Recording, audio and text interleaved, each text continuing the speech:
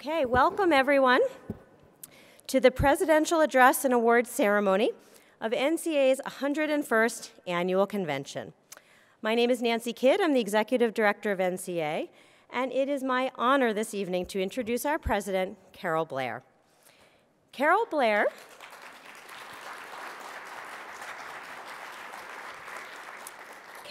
is Professor of Communication Studies and Director of Graduate Studies, as well as affiliated faculty in Global Studies and a fellow at the Institute for the Arts and Humanities at the University of North Carolina, Chapel Hill. Her undergraduate and master's degrees are from the University of Iowa in Speech and Dramatic Arts, and her PhD is from Penn State.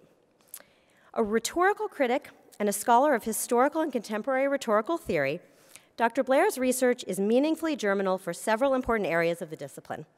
As one of a small group of scholars who introduced the discipline to the thought of Michel Foucault in the 1980s, Blair's work in rhetorical theory continues to influence scholars across the discipline as they grapple with compelling questions about rhetoric's role in a postmodern, globalized world.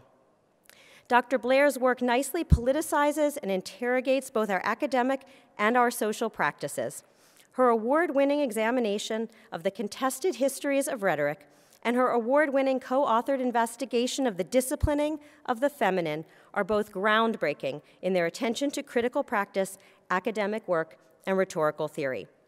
These studies and so many others linger, influencing generations of scholars and students with their insights and provocations. More recently, Dr. Blair's research places her at the forefront of public memory scholars, as her studies attend especially to rhetoric's crucial role in understanding visual and material phenomena. Her critical interventions examining monuments and tombs, memorials and cemeteries let us see anew these deeply rhetorical spaces of collective understanding. A two-time recipient of NCA's Golden Anniversary Monograph Award, a recipient of the Wilbert Award, a recipient of Western's Fisher Award, and an NCA Distinguished Scholar, Carole Blair is a scholar of the First Order who continues to remake and rethink our understanding of rhetoric and its place in our collective lives. Dr. Blair also has a long record of leadership service to NCA.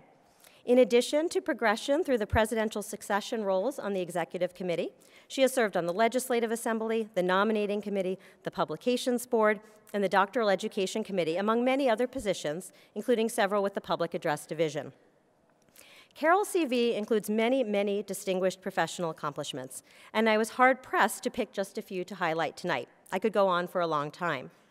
What I would like to spend my remaining few moments talking about today is Carole as a leader and a colleague, something I can speak to from personal perspective.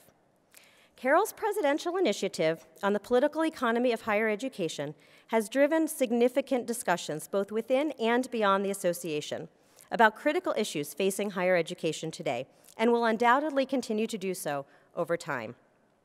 She has thoughtfully articulated what are typically considered as separate issues within the academy into a far more nuanced, system-level framing of the present higher education landscape. By recasting seemingly disparate issues in ways that demonstrate the complexity of their interrelatedness, Carole has positioned us to begin understanding possible opportunities for positive change. This is important not only for those in the discipline, but for all in the academy. On an organizational level, Carole has strongly led NCA through many strategic challenges this year.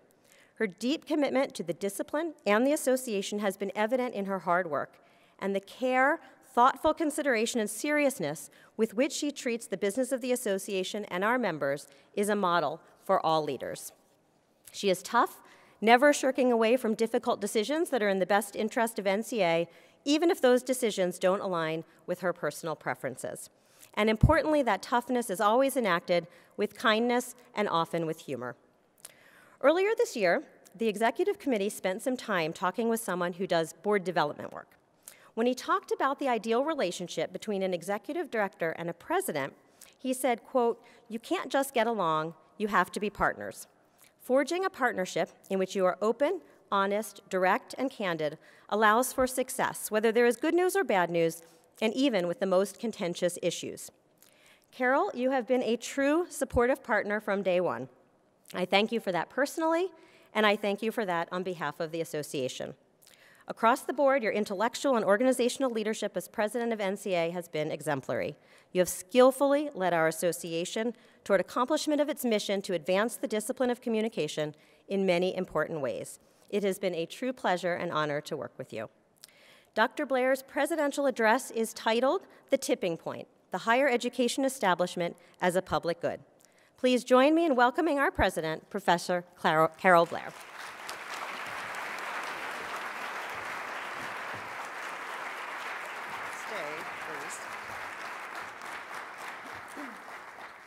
Good evening, everyone. Thank you, Nancy, for an amazing introduction, and I want all of us to thank you and your staff in Washington who have done an amazing job here, and you do it every day in Washington for NCA and for all of us. I hope you are all as grateful as I am to Nancy and her wonderful staff. Please.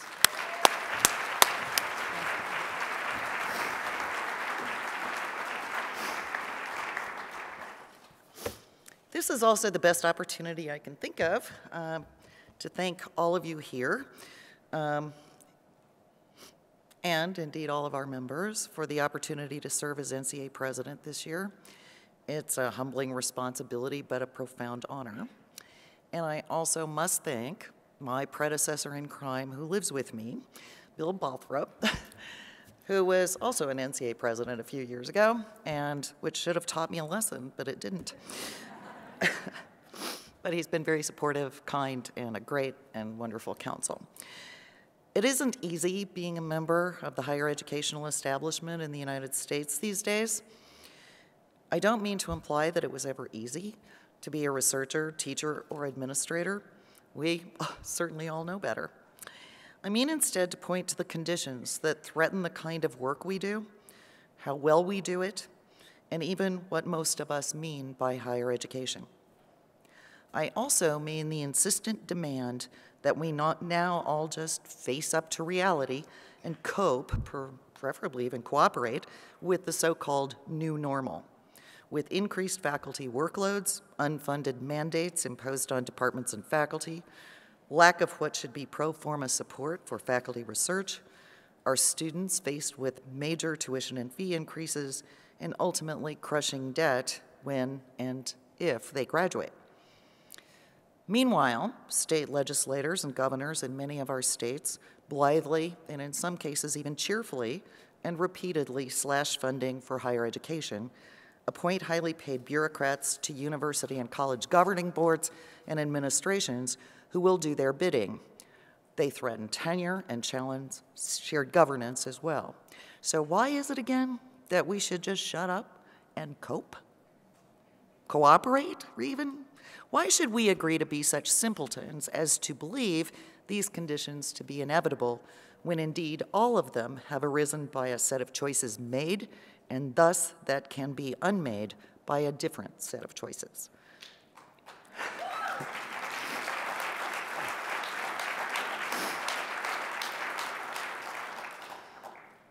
Why should we accept or cooperate with the, quote, new normal when that so-called normal, which by the way is no more new than it is normal, is now systematically dismantling one of the most successful engines of moral and economic progress in the world?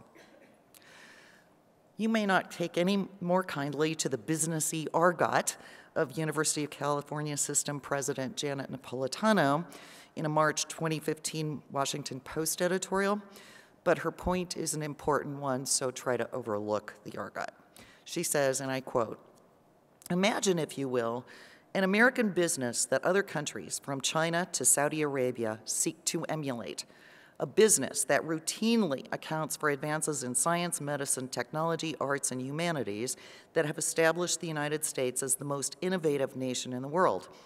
A business whose customers number about 20 million in this country alone, spanning the spectrum of socioeconomic backgrounds. A business that conservatively contributes more than $400 billion annually to the U.S. economy.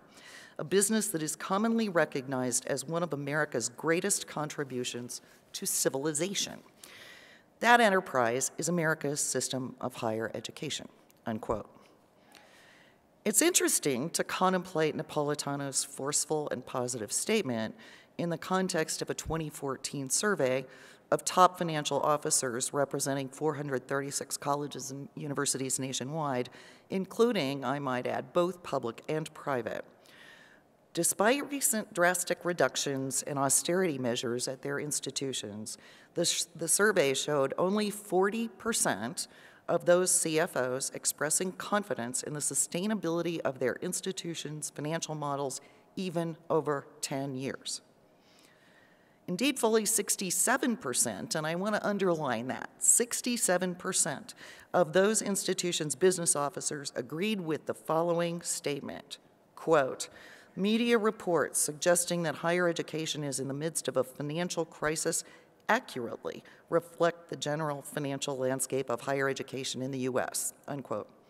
67%.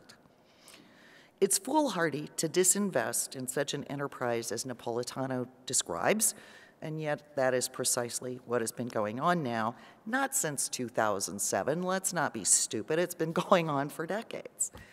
Please notice that I haven't yet even mentioned in the litany of ills that affect our institutions the issue that surely garners the most attention in academic media venues, the two-tiered faculty.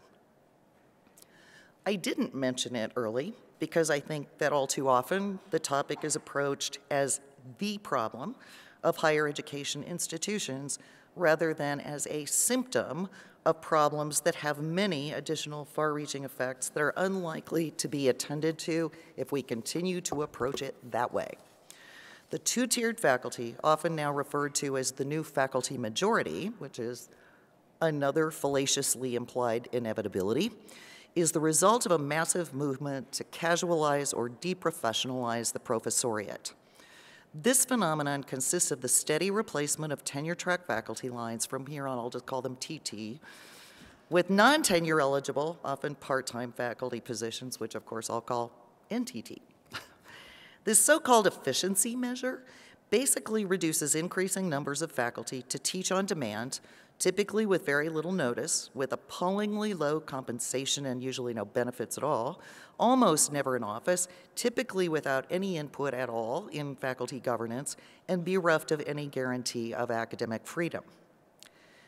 Granted that the NTT category of faculty is a diverse group, but increasingly their numbers cannot be shrugged off on the belief, although we'd love to, that the standard profile is that of a practitioner who has a full-time job elsewhere, but is invited to teach an occasional course for fun because of his or her experiential knowledge. Those beings still do haunt an occasional hallway, but most NTT faculty members are people with advanced degrees in their fields, very often PhDs, who do now or have in the past applied routinely and hopefully for tenure-track jobs. The conditions under which NTT faculty work have been cataloged quite appropriately over and over, but almost always in publications read rather exclusively by those of us in higher education. That's too bad, not just because their situation is scandalous, but also because the overpopulation of universities and colleges with NTT jobs is accompanied by numerous additional negative effects, not least among them effects on undergraduate student populations that have recently begun to be documented. The research up to this point was summarized in a report by the Council for Higher Education Accreditation in 2014. The CHEA report emphasizes, importantly, that the findings do not and should not implicate NTT faculty as individuals as being responsible for negative outcomes. It is instead, they report, increased reliance on NTT faculty that has produced results like these. Negative impacts on student retention and graduation rates. Magnified further, by the way, when that reliance is on part-time NTT faculty. Some of the research also addresses NTT faculty at two-year colleges, with one study finding, for example, that increased proportions of part-time faculty were correlated with lower transfer rates to four-year colleges. As more research on the effects of faculty deprofessionalization accumulates, there are other groups who obviously should be reading about these issues besides just some of us. But perhaps first among them, the parents of college or university-bound kids. Surely, the most overt negative effects reside with the NTT faculty, as everyone who has bothered to notice seems to agree. But now, with documented negative student impacts beginning to emerge, the portrait of damage enlarges. But that portrait should be still much larger, a point that is often obscured by the very tight focus on the two-tiered faculty as the central problem. It's not particularly surprising that the contrasts drawn between the two tiers of faculty often lead commentators or advocates to construct the scenario as one of privilege. Although it's understandable that NTT faculty advocates need a point of comparison that demonstrates the disgraceful circumstances of their employment, the naturalization of the distinction on the grounds of privilege has some implications that are no more productive than they are accurate. The worst of those is constructing the differences not as comparative, but as adversarial. The privileged versus the deprivileged. This is certainly one of the worst possible outcomes of calling laser-focused attention to the two-tiered faculty, as if it were itself the problem, instead of as a symptom, albeit a very obvious and very odious symptom. There is every reason to see TT and NTT faculty as natural allies, not enemies, although some of the most heated commentary pitches the two groups that way, sometimes with the most vociferous, claiming that TT faculty are the principal exploiters of NTT faculty. It seems like it ought to be obvious that TT faculty have zero invested interest in the deprofessionalization of any faculty. Indeed, quite to the contrary. Many of us TTers can point to some of our own former students who are among the NTT ranks, which is certainly not what we hope for any of them. I don't mean to suggest that TT faculty always treat NTT faculty with the notice or respect that they deserve. I know for certain that that isn't the case, although it should be. But it is at least equally counterfactual to understand the TT faculty as perpetrators, or even to think that TT faculty regard this as a positive situation. If nothing else is convincing in that regard, I want to offer you a simple scenario, one that has played out. It is hypothetical, but still, ones just like it have played out repeatedly all over the country, and it might help explain why the deprofessionalization of the faculty is counter to the interests of all faculty. So, imagine with me hypothetical Department X, located in a research-intensive university. The department at one time numbered 20 TT faculty, but it has lost 7 of those faculty members to retirement, moves to full-time administration, or jobs elsewhere. The administration allows the department to hire perhaps even more than 7 people, but none on the tenure track, and most of them not full-time. The governance service workload for 20 TT faculty thus becomes the workload for 13. It's extremely rare when NTT faculty are compensated for service contributions, and most part-timers who often teach at 3, 4, or more institutions to make ends meet typically wouldn't have the time anyway. Of course, the remaining 13 TT faculty in hypothetical Department X wished for, likely proposed, maybe even begged that all 7 losses be replaced with TT positions, but to no avail. Let's also consider now that of those 13 remaining TT faculty, 4 are assistant professors, 6 are associate professors, and 3 are professors. I think that adds up to the right number. Hypothetical Department X has had a long-standing commitment to shielding its assistant and associate professors from undue service burdens. But with this new set of conditions, that becomes virtually impossible. Interestingly, while the hiring of especially part-time NTT faculty at most kinds of institutions has leveled or even decreased in the past couple of years, the one kind of institution where that is so not the case is research-intensive universities. So, what happens to the research programs of those 4 assistant professors? in hypothetical Department X, when their research programs are the primary factors in earning tenure? What happens to the 6 associate professors who've been aiming at promotion with that same factor at stake? And the 3 professors? Well, let's not forget that almost every university and college already, and necessarily, reserves some service work, oftentimes some of the most labor-intensive work, like promotion and tenure committees, research ethics committees, college advisory boards, serving as department chairs, et cetera, only to full professors. And what about the graduate students in hypothetical Department X? They now have fewer faculty to choose from for their committees. Their committee members and advisors have considerably less time for them, and those graduate students are, well, OTO, on their own. We may have lots of information about the plight of NTT faculty and even increasing tidbits of research now about undergraduate student outcomes. There has been no systematic research about the effects of 2-tiering on TT faculties, on research productivity, or on graduate students. Indeed, these questions haven't even been much asked. So let's broaden the portrait now a bit, and let's ask some of the more obvious questions. What happens to faculty research and the total output of scholarship from universities and colleges nationwide when this increasingly likely scenario obtains across so many of them? What happens when assistant professors end up with so much service that they get denied tenure? Will they then be replaced by NTT faculty in a never-ending exacerbation of deprofessionalization?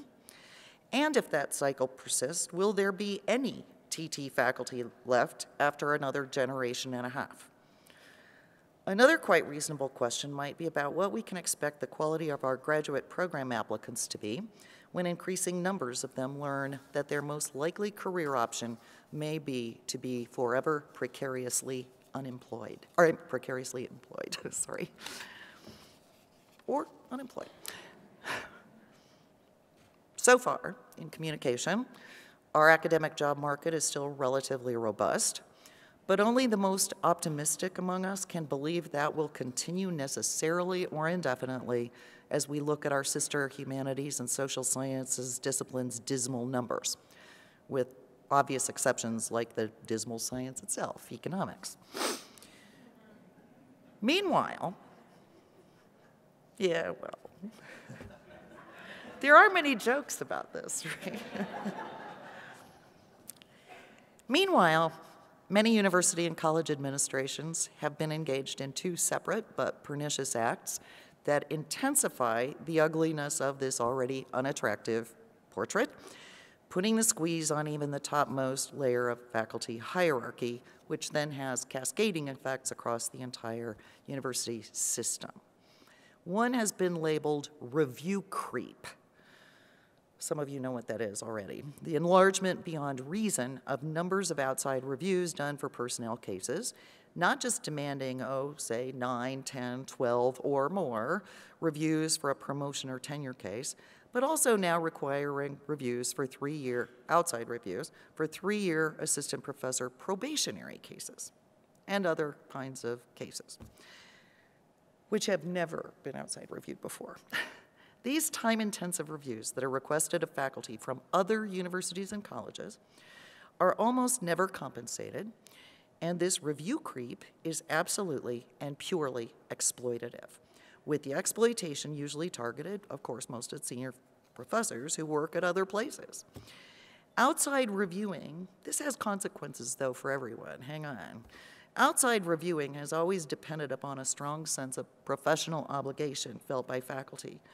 But with senior faculty's almost certainly intensified demands now internally at their own institutions, it becomes little more than a self-immolating luxury to hold fast to that sense of obligation. That ultimately helps only to lay further waste to the tenure system and to faculty governance processes, and it does so unnecessarily. Who needs 10 reviews to assess a tenure case? Really? I mean, really, seriously? Or a 3-year probationary case? Who needs any reviews outside? Even a promotion to full? Really? Come on, let's be serious. But we don't even know how many reviews are actually useful because no one's done the research.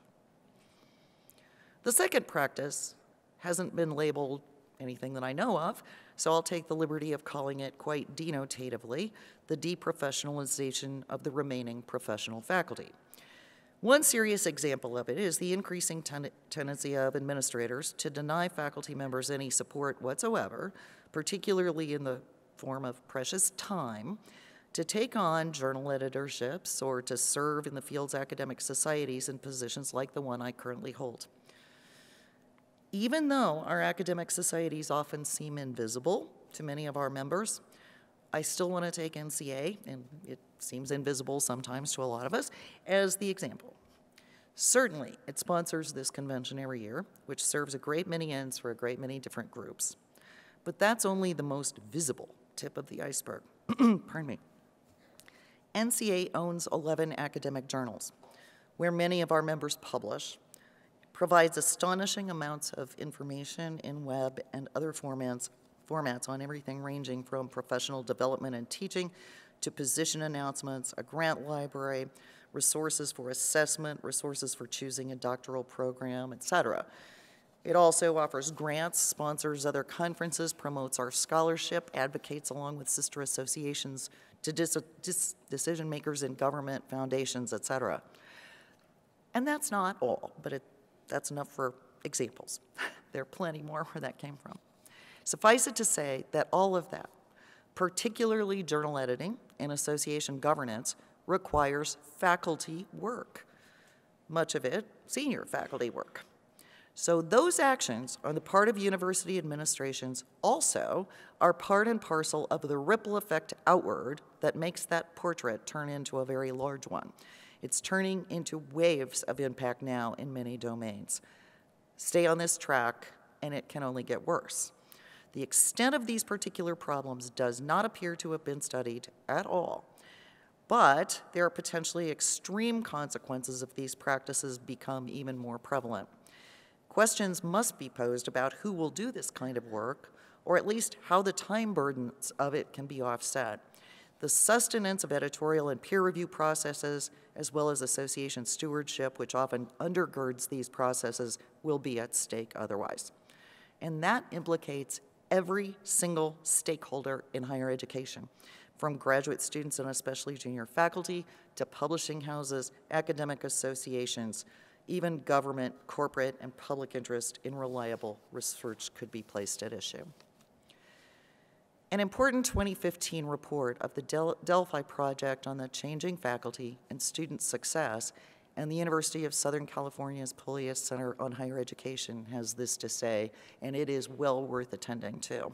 Quote, although our institutions have retained a subset, albeit a shrinking one, of tenured and tenure-track faculty, there are signs of strain as these individuals take on increasing and likely unsustainable levels of responsibility for satisfying the multiple obligations of conducting research and providing administrative leadership and other forms of service for their institutions.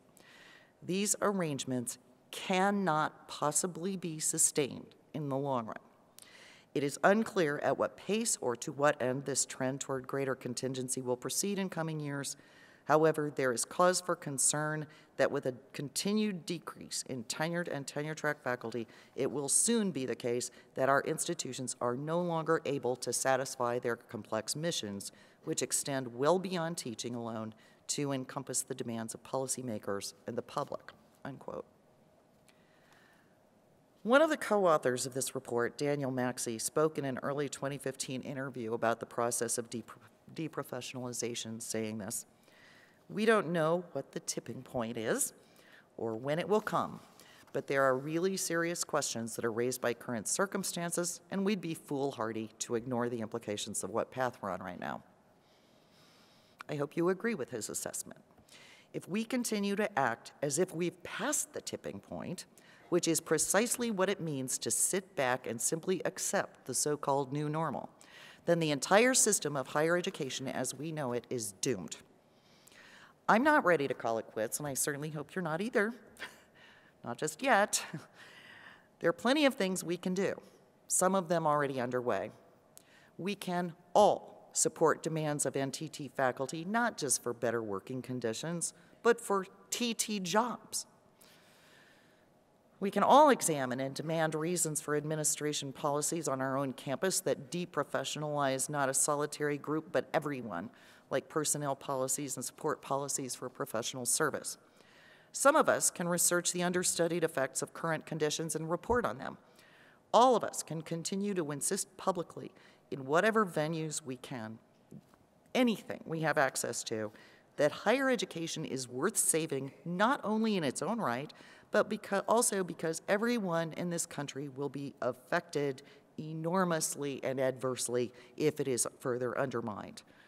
All of us can continue this conversation at the conferences we attend and at our workplace institutions, and not just even in our own departments, but well beyond them. And if we can learn to trust one another, all of us can support action on the part of this association and others to work to oppose actions that damage higher education and to advocate for a serious public reinvestment in the originating impulse that gave rise to the best system of higher education on earth. The idea of the common good was that impulse. That reinvestment needs to be a serious cultural, political, and economic one.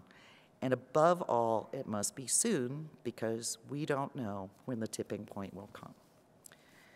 Thank you again. I'm sorry for the grim topic, because we have much happier things to turn to. But thank you for coming and listening, and I hope we will all go forward and try to do something about this.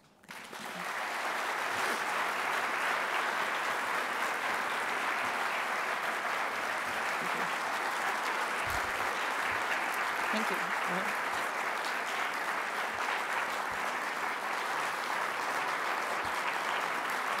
Wow.